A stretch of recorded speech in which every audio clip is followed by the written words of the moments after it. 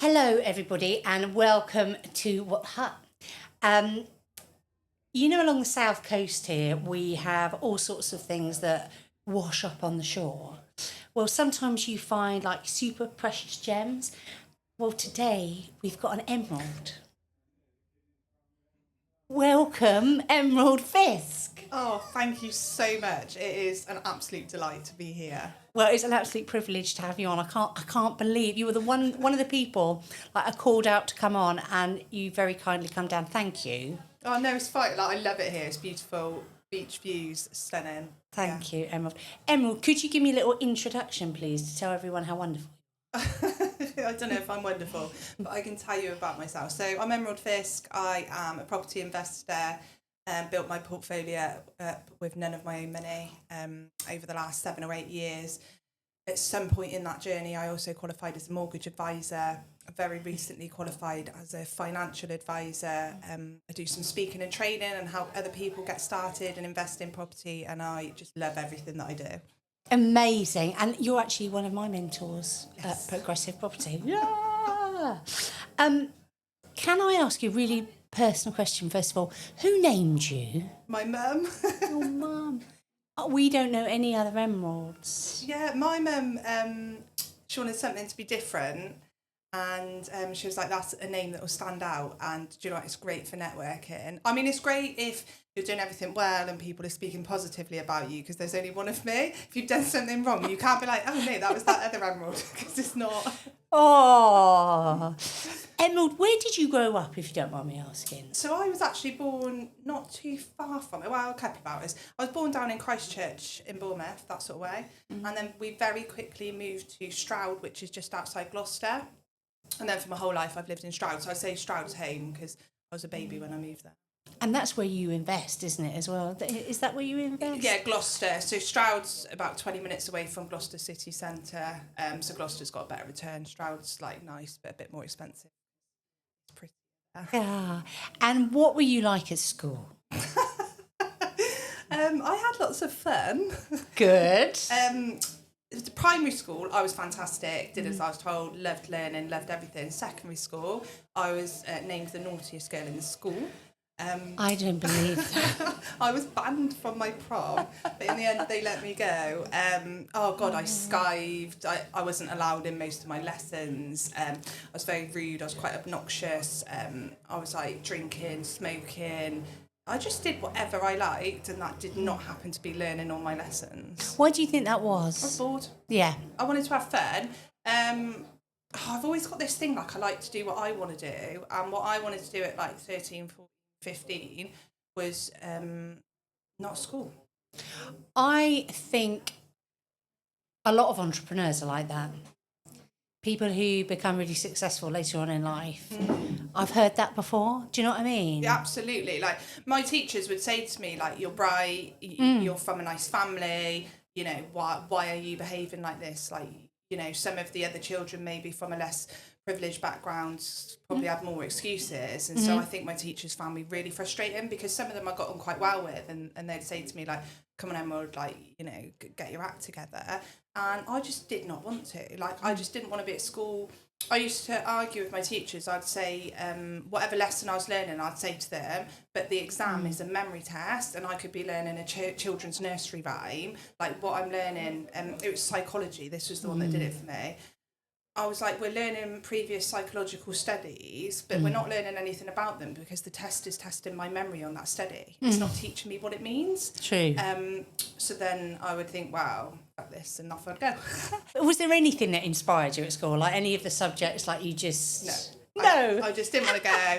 I had really good friends, and we were all just really naughty, and we edged each other on all of the time, you know, like just swearing and walking out and I'll skive if you skive, and then we would just go and like drink and smoke and hang out with boys and just like have so much fun. And I just, part of me really doesn't regret it, because I made some really good friendships, and we just laughed. We just enjoyed life. What was your happiest memory around that time, like when you were just begun secondary school? Riding my horse. Oh. Sometimes, so I didn't always just skive and go off smoking and drinking. Sometimes I'd skive, and I had a pony called Trudy. She was a chestnut mare, and the saying is always be aware of a chestnut mare, because she had an attitude problem, much like her owner. And would just saddle her up and gallop across the fields, and it was just phenomenal. The other thing I've heard from hearing another fantastic podcast with you on it was about your playing rugby. Oh, yes. I love that about you. What was it about rugby that you loved? So I didn't play rugby as a teenager. When I was 21, I quit drinking, smoking and misbehaving and any of that sort of stuff. And I got into fitness, and that's what led me to be a personal trainer. But prior to that, I was like getting into fitness, and I would go to summer fitness with my personal trainer, playing summer fitness with the rugby lads, and it had nothing to do with the game. It was just like summer fitness, and the captain's wife said to me, like, you'd be really good at rugby. Yeah. Why don't you give it a go?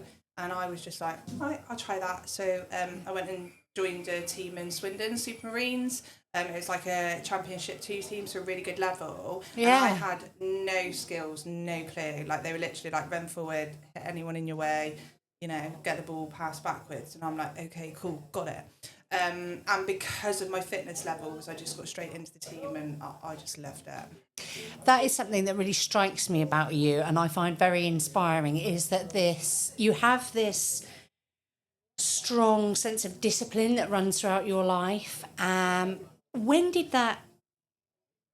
you first notice that? I would say I noticed the most when I got fit. And it's like, the more disciplined you are, the easier your life becomes. So, but you don't feel like that, because when I was at school, there was no discipline.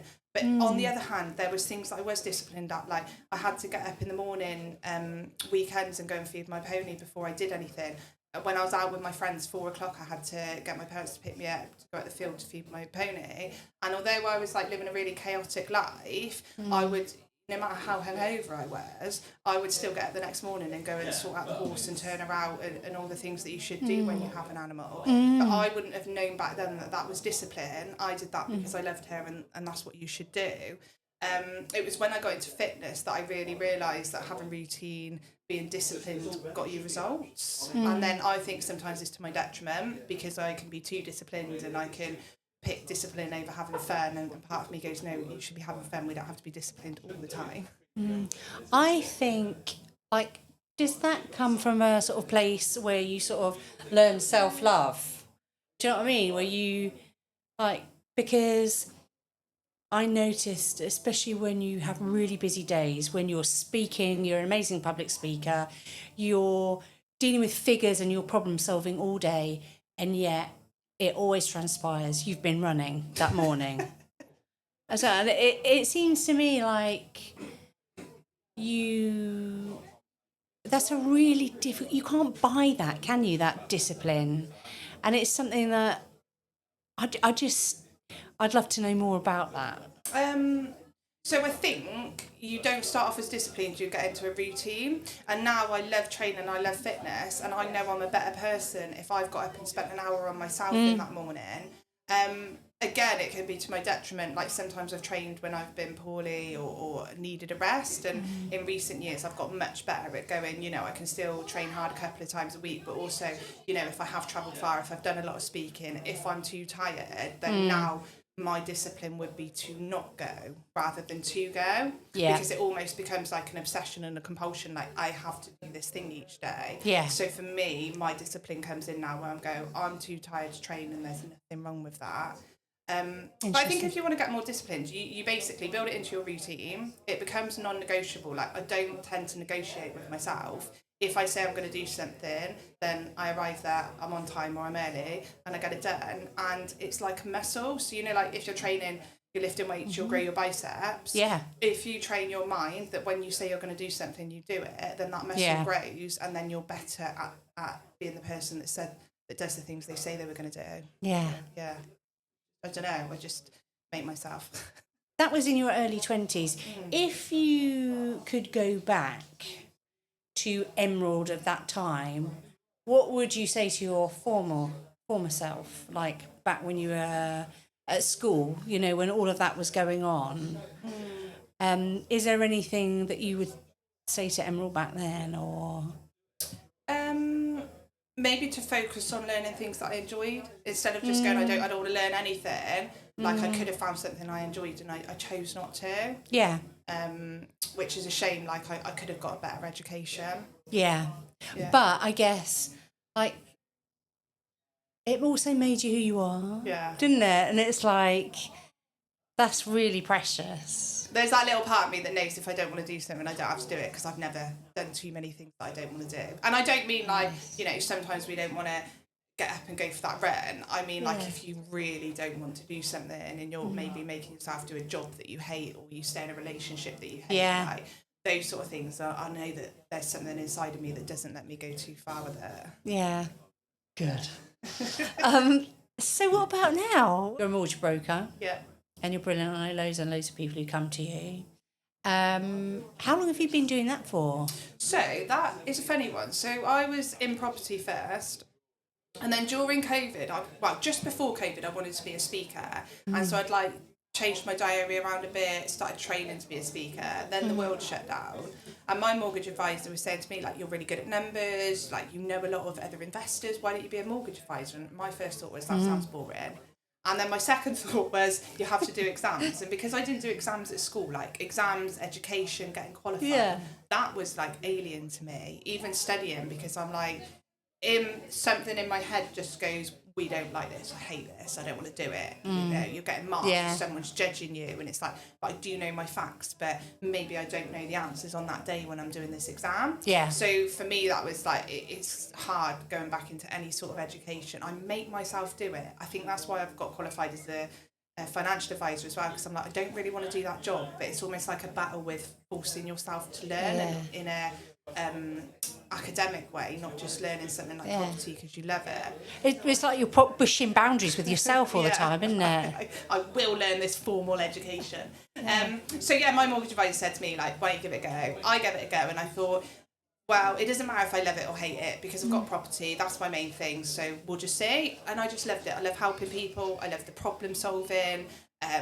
I just have the most amazing clients, and they're all so lovely. And I basically just chat to them on the phone all day, like problem solving their deals. Ah, So it's nice. Good. I'm glad.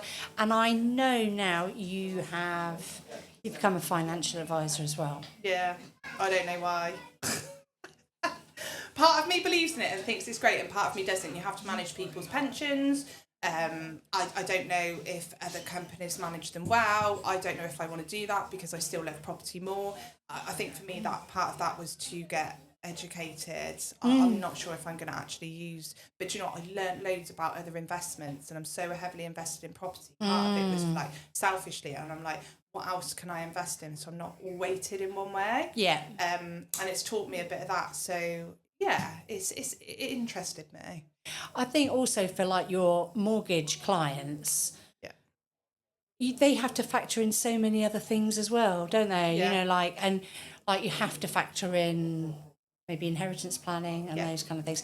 If me and Nick were to come to you and we've really only got property, where could you help us with that? So I'd say if you've got a limited company and you've got excess profits, maybe putting them into a SIP or a SAS. In a SAS, you can loan that back to yourself and buy more property. If you're really heavily weighted in property, you might put it into a SIP and you could invest in like a Vanguard Global Fund, and that would just sort of spread your risk against some other markets. So that's what I started doing myself, like going into stocks and shares ISAs. I never buy individual shares. I think there's nothing wrong with doing that, but you need to know a lot about the companies, and I don't want to study people's company accounts. That'll be a whole new learning thing. So I'm like, if you go with like a global fund with somebody like Vanguard or Hargreaves Lansdown, they're invested in like hundreds of the biggest companies across the globe, or the UK or the US, whichever one they're in, and they're almost like the property market in the way that they tend to go up, and even though they go up and down, if one company failed, it doesn't matter because 99 other companies are doing well. If that makes sense. Yeah. So they're not, I wouldn't say anything's no risk, but they're low risk because the risk is already spread against lots of companies for you. Right. What do you think of crypto? I know nothing about it. I know do you know, I know some young lads, 20, 21 years old, that are like smashing it, making loads of money. I'm like, yes, you can make money. I have no idea how. Yeah. I know a lot of people get scammed in it. So I know some people do really well and make loads of money. Yeah. And I know some people invest into the wrong thing. It's actually a scam, not really crypto. Yeah. And then they lose loads of money. So for me, I don't invest because I can't invest in something that I have no idea about. Absolutely. And me too. It just seems too volatile for me. Yeah. Yeah. I just don't understand it. I'm like, what is it? How do you get there? And then like someone like, get a wallet and download this app and then watch these different things. And I just thought, do you know what? That's an amazing topic, but you've got to go and learn it. And I don't want to learn that. It doesn't interest me. It doesn't excite me. They're boring. I'm like, no, thank you. Do you deal with things like insurances? Yeah, so I can do like different protections, like business insurances, like, all sort of, help people to protect themselves. So like a lot of what we do in property is to help people get started and build up a portfolio, but then you get to a certain level and you've got to look at your portfolio and go, well, actually, how am I protecting my wealth? Like, because it's so hard to build. It takes so much blood, sweat and tears to build your wealth. Yes. I'm like, how do we protect it? How do we protect from inheritance tax? So with financial advice, we have to have exams on tax and understand it, but we can't give tax advice. So I'd be like, do A, B, C, but check that with a tax advisor and then come back to me. I don't know whether you know this about me, but when I had thyroid cancer a long time, 2019, and way back when we bought our HMO, we took out critical illness insurance. Nice. And we actually took it out on another property we have, and I'd forgotten. So when I went to look to see if I had insurance, I had 2 lots, and that really helped me at a time when I needed it. And also it allowed us to use that money, further. So it's like so important, isn't it, for people to check those things? Oh, absolutely. There's so many different policies. So I say to people, like, manage your risk, like in terms of what could go wrong, how could you manage that? Do you need a policy or have you got other investments? It sounds like you're absolutely worked out. So I say to people, there's nothing wrong with having that insurance in place. Particularly if you've got, like, I don't know, children and different outgoings, or I say to people, some people where one partner works and the other partner doesn't. I'm like, if the working partner passes away, what are you going to do? Really, really important. Brilliant. Thank you. I'm going to come talk to you, Emerald, about that. So your 20s. What did you do in your 20s? So up to 21, I went to a lot of parties. Yeah. On my 21st birthday, I quit all of the fun things, like party type fun things. Got into fitness, so between 21 and 25, I focused on playing rugby. Everything in my week was about what am I eating, what am I training, what are we doing for game day. Game day was Sunday, we'd play and then we'd be on to the next week. And I loved that phase of my life. Like, I just had no stress, no worries. And I was just like playing loads of sports and there's a lot of camaraderie and it was so much fun. At that point as well, I'd met my ex-husband, so that part of my life was a very young sort of, we weren't married at the time, but, living in a sort of 3-bed semi-detached house, going to work, going on a holiday with my parents each year, like a very, I want to say like traditional, standard, I don't want to use the word boring, but boring life. And then I got married at 25, 26, and I got divorced at exactly the same time. And then after that, I was like, how can I get into business? How can I set up business? What am I doing? And just something inside of me wanted to build wealth. Yeah. And that's what I did. Amazing. How did you do that? I know you've probably told lots of people before, but I would love to hear you, and so would my lovely listeners. So what did I do? So I went to an event in Brighton, actually, so not too far from here. And I'd never been to an event before. And because I'd got divorced, I was actually quite depressed. I didn't really know that I was depressed. So I just thought I was having a hard time. Yeah. I'd had to sell my house. I'd left my ex-partner and I'd quit my job. So I used to manage like a home care agency. I love the care industry. Like, it's I loved working there, but it never provided enough money for what I wanted for my life. So I quit that job and I was like, I'm going to be a personal trainer because I love fitness and I'm just going to help people get fit.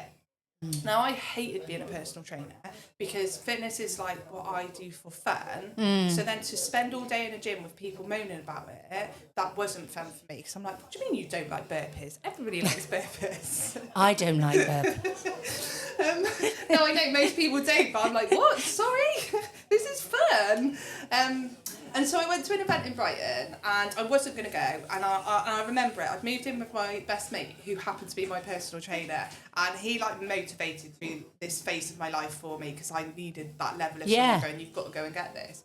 So I paid I'd never paid for any sort of mastermind event, anything like that before. I remember it being over £1,000. And when I pressed the pay button, I nearly died from this, what have I done?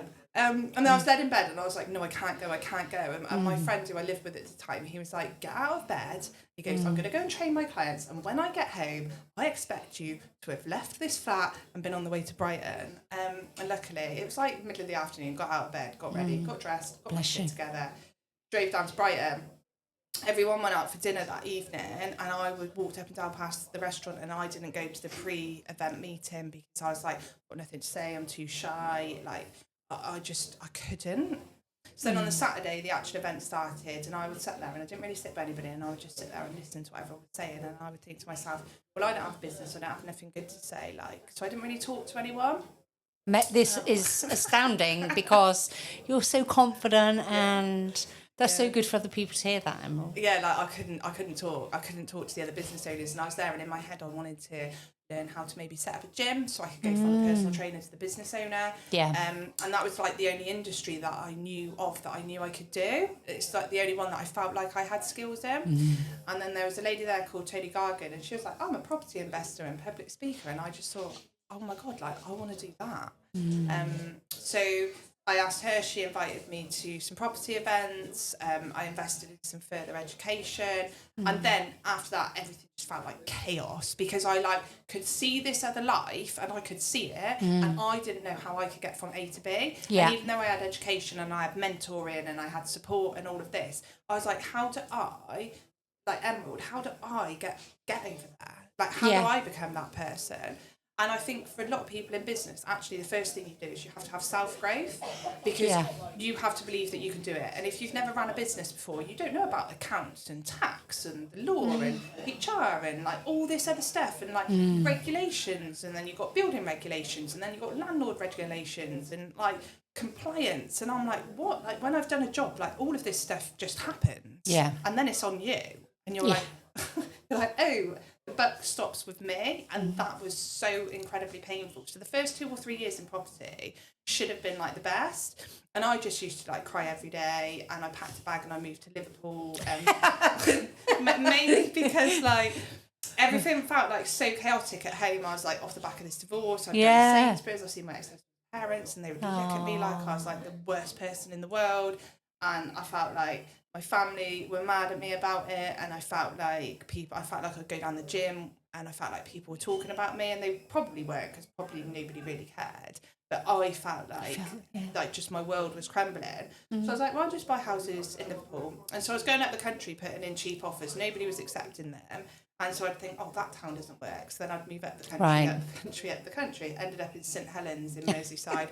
Someone accepted my offer and I was like, right, got to get this done. I went out and raised the finance, started buying properties up there. Then I was in a whole new world of misery because part of me was so happy because I was like, I've learned to do this thing. I've bought a house with someone else's money. Then it was managing the refurb, managing builders. And I was trying to do all that when I didn't really have the will to get out of bed each day. So I'm not able to get out of bed in one hand, but so desperately trying to build this life that I could see what I wanted on the other hand. And for me, that was so painful and so exhausting. Yeah. Just I needed to sleep all day to get through my emotions, but I needed to get shit done because nobody else was going to do it for me. Yeah. And then eventually I moved back home. So then I moved back in with my parents. Then I'm late 20s, living with them. And my dad was like, you're not paying me rent. He goes, but you're collecting a lot of rent. I'm like, yes, this is good. I needed to live there just to have some comfort in my personal life. Yeah. So then people were like, well, how are you successful as a property investor buying these houses, but you're living at home with your parents? But part of living back with them was I don't think I could cope just managing my own life. It was and everything was going into the business, like everything I had nothing left to just look after myself. Yeah. You know, like simple things like cooking and just self-care. Yeah. So then I grew out of that, and eventually I got myself a flat, and I've just built a better life. And then that's when I started growing, and that's sort of when the mortgage advising coming in, and then COVID finished, and then the events started, and I think I only really felt confident in property and mortgage advice once I started talking at events, and I just realised how much I knew. But everyone was like, when did you feel good? And I was like, I don't want to say, but I'm like, well, for the first 5 years, like, I just felt like shit. Really? Yeah. Because when I see you up there, it's just so natural to you, and it's so, you respond so well to people, and you really, you know your stuff, like it's mind-blowing. So wasn't always like that. I think from me, when I teach other people, in my head I'm like, if I can do it, anybody can do it. Like, you've got to have some grit and determination, you've got to get through hard times, you've got to have the inclination and the discipline. But I'm like, where I was, and the fact I could go networking and not talk to people, and now I can stand on stage and teach, I'm like, anybody can do that. It just takes time, it takes discipline, and it takes self-reflection and self-growth. Yeah. And I think you have to have experienced the lows to know the highs. Yeah. You know? What's the hardest news you've ever received? Good question. I don't think I've ever received that bad news that it's like... Well, I'm really pleased to hear that. I'm like, I don't know what bad news I've heard. I don't think I've got any. That's all right. That's all good, hey? That's all good. Great question, Thanks. Thanks. I was like, that's a really good one. I'm going to ask Emerald.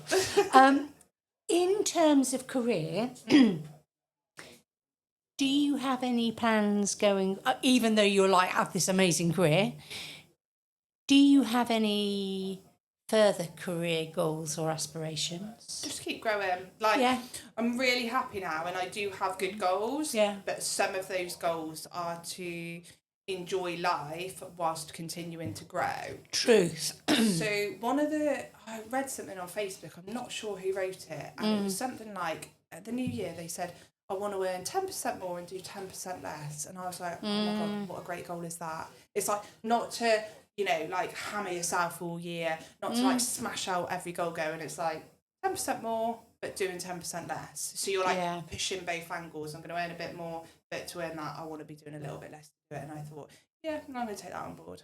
That's a really important point. And that was one of the reasons why we wanted to have our little office and our podcast studio, was because, like, we love working and we work so much, but we thought, well, we want to work, but we want to have a lovely view, or, you know what I mean? Or being around an environment where could enhance our work, but where we could feel more relaxed.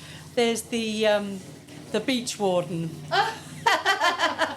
Love that. Great job. Yeah, no, it's to enjoy life. Like, when you start in business, you have to put everything into it. But at some point, you've got to say, I want some of my life back, and I want to spend some time growing and learning and making things work, and I want to spend some time enjoying life, because if you're not enjoying life, what's the point? Yeah.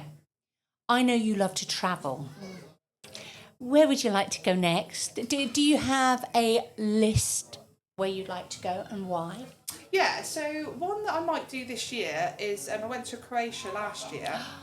I want to do Montenegro this year, because I've heard it's similar but less tourism there. Right. And in Croatia, you can't swim in any of the waterfalls or anything like that anymore, because the sun cream from all the tourists is affecting the algae. Wow. But I think Montenegro's got a similar landscape, but you can still maybe go like wild swimming and stuff, because less people are doing it. So that is definitely quite high on my list that I'm going to go to soon. Oh, safari holiday. I really want to go and do a safari. I quite like to climb Kilimanjaro if I go over and do a safari. Like, I just think that would be amazing. I love the Caribbean. I've done some cruises. I've never stayed on a Caribbean island for like a week or two. Normally I've like cruised around and then you spend a day or two there. So I've done 2 days in Antigua earlier in the year, and that is an island that I'd like to go and do a week or two there. I've seen the most beautiful photos of you in different locations around the world, and you're always running. It's the best way to explore, right? And this is what I do here in Worthing tomorrow. Is I'm like, you get to see more of the place. So when I was in the Caribbean, my family thought I was nuts. So I'm like, I'm off for a run now, and then I'd go run around all the little islands and just experience some culture. And it's so freeing. You just put your shoes on and you run along, and you just see the world, and you're in your own head, and it's beautiful. And I guess, like, with all the work that you do, that actually it's so freeing for your mind as well as your body. Yeah. There is a very important question, actually, that I need to ask you. And it is, when are you going to be doing your podcast, Emerald Fisk? Oh, don't ask me that one. I think it will be next year. So I've got some things that I need to finish this year, some loose ends that need tying up. And then next year, I think I would like to launch a podcast, possibly around health and wealth, because I love health and being healthy, and running and exercise and breath work and meditation and eating healthy and all these weird little foods that I like to add in. Like, I got a blue drink today because it's got algae in it. This is a blue drink. If we can safely show everyone, what is this, Emerald? It's a matcha, and they said it was a blue matcha, so I'm going to presume it's got algae in it, a blue algae that's really good for you. And so I want to talk about wealth, but I'm like, what's the point in having all the money in the world if you haven't got your health? Because there's a saying that says, like a poor man can wish for many things, but an unhealthy person will only ever wish for their health. Like someone that's properly poorly. So I love both. I think, like, the alternative not lifestyle, but you really get in touch with your spirituality and your physical being. And do you think that enhances your business? Yeah. I always tell people my business discipline comes from my fitness regime that I started in my early 20s, and that taught me how to just be disciplined and how to grow and how you consistently do something, you get the changes. And I just think it translates into business so well. Like, you don't get results on day one. Yeah. You get results on day 100, and it's exactly the same in the gym. Like, you don't walk into the gym and suddenly you look great. Like, it's that daily grind that you have to do. So I just think the two things are so integrated, and I think when you're more in touch with yourself, you provide a better business service. Yeah, because absolutely. when you're doing something you hate, how can you be that happy, lovely person? Yeah. And if you don't enjoy what you do, how can you spend time like helping others? We want to make money, but we also want to be ethical. Yeah, we want absolutely. to be kind. Yeah. So for me, it's about embodying exactly who you want to be. And also for you, because you're on stage, people look to you for, especially other women, and I love that about you, that you've got all that going on, and I think that's such a valuable thing. And I can promise you that you will have an avid listener when you start your podcast. We only have people on our podcast who we know, like, and trust.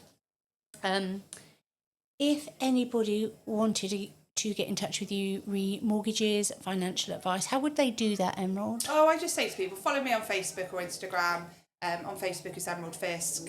Reach out on Messenger. That tends to be where I am, social media these days. Or running along a seafront, or in a forest.